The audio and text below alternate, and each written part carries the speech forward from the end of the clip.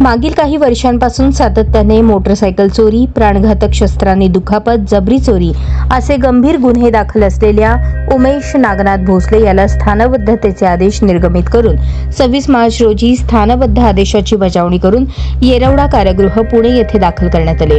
त्याच्याविरुद्ध खंडणी मागणी आणि घातक शस्त्राने धमकावणे यांसारखे गंभीर स्वरूपाचे 12 गुन्हे दाखल असल्याचे सांगण्यात आले। सोलापुरातील फौजदार चौडी जेल रोड आणि जोडभावी पेठ पोलीस ठाणे हद्दीत उमेश नागनाथ भोसले वय 27 राहणार B11 भगवान नगर झोपडपट्टी सोलापूर याची सराईत गुन्हेगार अशी ख्याती आहे।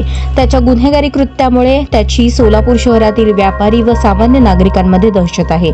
त्यामुळे त्याच्या विरुद्ध सामान्य नागरिक उघडपणे पोलिसांना माहिती देत नाहीत असे पोलिसांचे म्हणणे आहे।